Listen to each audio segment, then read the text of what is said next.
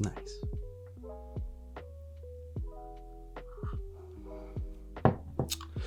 What's going on, guys? My name is ThatJournalingGuy, and welcome back to another video. So I definitely want to make the effort to put out more journal-based videos. I feel like I haven't been doing that enough up to this point, so I'm definitely going to make the effort to do that more in 2021. And to start that off, I want to introduce you guys to Dot. I'm calling him Dot, my bullet journal. Why did I name it? I don't know, man. It seemed like everybody was naming their bullet journals, and I really wanted to connect emotionally with my journal. This is the first time I've ever done this, so I don't know if it's gonna stick. But meet Dot, the Archer and Olive B5 constellation journal, which I love already. This is the first time I'm using B5, and I never thought I would be using B5 ever, but I'm very excited. It is also the Neapolitan version, so there's craft paper, there's black paper, there's white paper. It's gonna be an adventure for all of us because I have no idea how to work with any of this kind of paper. But I don't know, maybe my style will change, maybe my style will evolve, and that's why I'm bringing you guys along on this journey with me, because I have no idea what I'm gonna do for a lot of these themes. So this video is the 10 collections that I usually include in my New Year's bullet journal, like when I'm migrating to a new journal. I personally like to start a brand new journal every year. You don't necessarily have to, even if I'm not done with it. People say it's wasteful, but I'm just like, it's a fresh start, it's a fresh year. And I have so many journals I want to go through and use and appreciate that, like I said, I don't really ever fill up any of them like 100%, which is kind of shitty to think about sometimes. So I have a lot of half-assed journals out there. But regardless, I hope you guys enjoy this. I really wanted to make an effort to make sure that I include collections that don't hop over to the next year. I don't know if that makes any sense. Like, I wanted to include collections and spreads that only will pertain to this year and won't necessarily transfer over. I'll explain that more as we go in. But for now, enjoy. And let me know if you guys kind of like this format of the video, or if you guys want the face cam. We'll figure it all out. We'll figure it out as it goes on. So enjoy.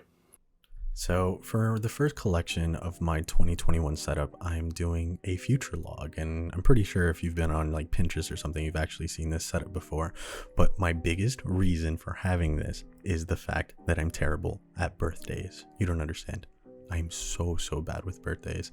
So I would probably just name it a birthday tracker, but nah, future log sounds more bullet journal-y, so I'm gonna keep it to that.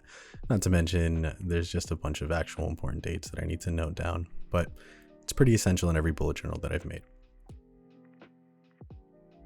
The second spread that I usually include in all of my bullet journals is my year in pixels. And I have never ever actually completed a full year in pixels, which I plan on changing in 2021, because my word of the year for 2021 is going to be consistency, and I'm going to make sure that this journal is going to be the first one that's fully banged out.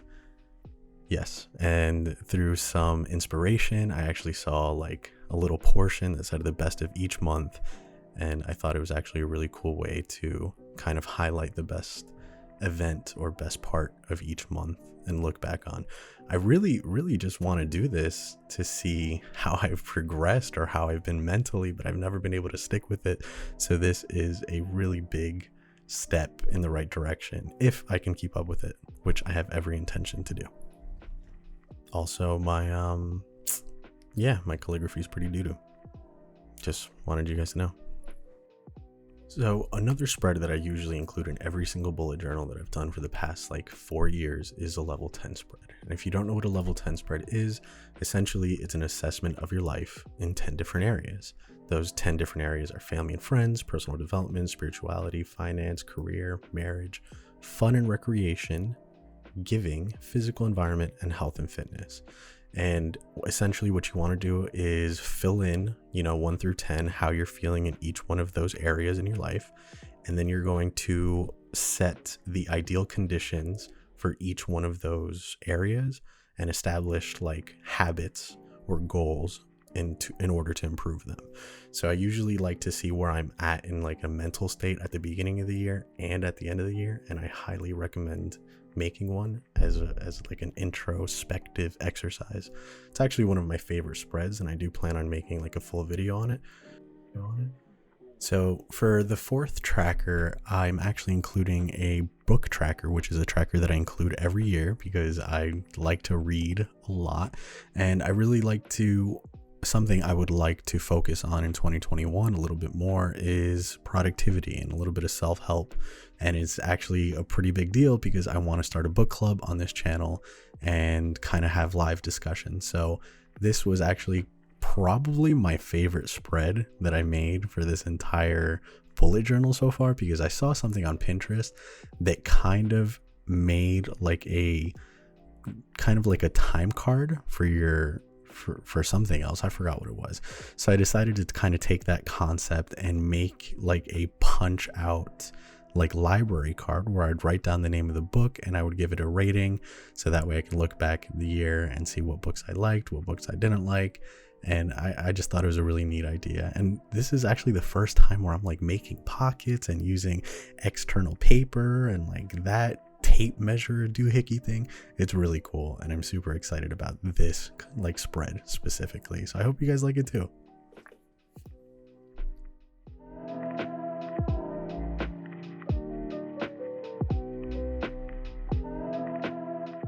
Another thing for my fifth tracker, something that I love to track, is Netflix. And usually it's like Netflix and movie tracker, because I used to love going to the movies. Unfortunately, with the pandemic, we don't really know when that's going to be possible again. So I decided to make it easy and just do a Netflix tracker. And I watch a lot of Netflix, like a lot of Netflix. So I think this is just a fun spread that I like to include, just to keep track of what I have and haven't watched the year and what I need to catch up on. I like to keep it one page just because I want to make sure I'm not like focusing on too much or tracking too much. Now for my sixth tracker, it's actually an Instagram tracker, which I have never done ever before. And this is actually the first year I'm going to do it, because it's something that I'm lucky enough to say is growing. I'm actually getting a little bit of a following on Instagram. It's still very small, but I'm still very appreciative of it. And I've never done it before, and it's actually kind of exciting. And the tracker after this one is actually a YouTube tracker. And I have the goal that by the end of 2021, I'll get to 1,000 subscribers, my first 1,000, and I plan on putting in the work. And it's just, I'm so grateful for the people that are watching the videos that I'm putting out now, because it just makes me happy that people appreciate the work that I'm putting into these videos. And hopefully I can bring you guys stuff that you've really never seen or thought about for the year 2021. So these two pages are dedicated to growth and tracking that kind of growth, which I'm super excited for. And hopefully the new year brings in a lot of growth.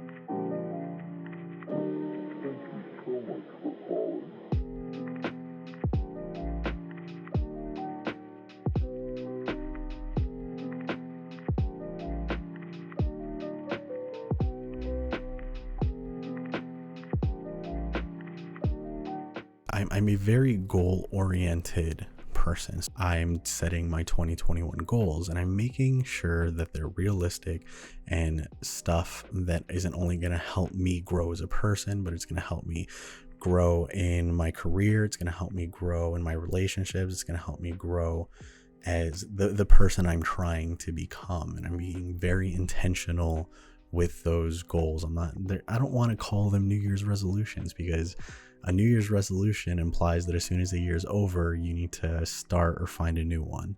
So they're goals, and if I don't finish them this year, eventually I'm still going to actively be working on them, and they will be finished.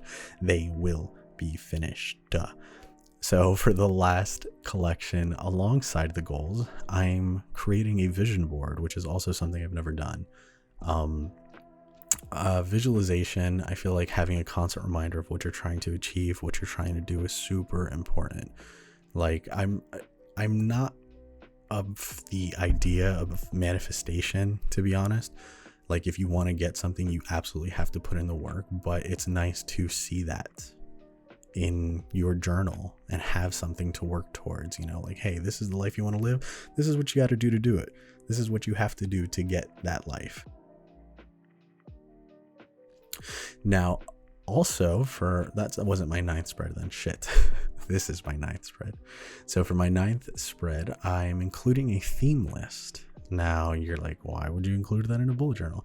Well, let me tell you why. Because I believe in the fact that there's decision fatigue, or there's a finite amount of decision making a person can make per day before they're exhausted or tired and just start getting lazy or don't do a lot of things. I'd always leave it until like a week before. And then every day I'm just worrying, what theme am I going to do? How am I going to make the cover page? What am I going to do? I need to record a plan with me. Eventually it was overwhelming, and having a theme list for the new year is just something that's going to help me better plan ahead and not have to worry about. And for my final spread, I have a savings goal spread. There's a few little things that I'm trying to save for, but I'm going to be honest with you because I believe in transparency, and I am terrible with money. Like I've always been really bad. It's not now until later in my adult life where I'm actually learning, a good amount of personal finance and trying to budget and save. And it's been a whole journey. Don't even get me started on how bad I am with money, but I'm just tracking a few things. Like I have a goal of wanting to get a puppy, new computer parts, a new camera lens, improve the production of this channel. So there are little things that I'm trying to improve. And yeah, that pretty much concludes all of the collections that I included in my 2021 bullet journal. I hope you guys enjoyed that little voiceover and time lapses of how I work in my planner or how I work in my journal. I hope it kind of, like I'm not just called That Journaling Guy just because I'm obsessed with journals. I mean, I am, but I also use them. So if you like this kind of content, make sure to subscribe. Follow me on Instagram, where I do post all of my spreads and even a little more insider knowledge on why I do certain things. And I hope you guys enjoy. I will catch you guys in the next one. Peace.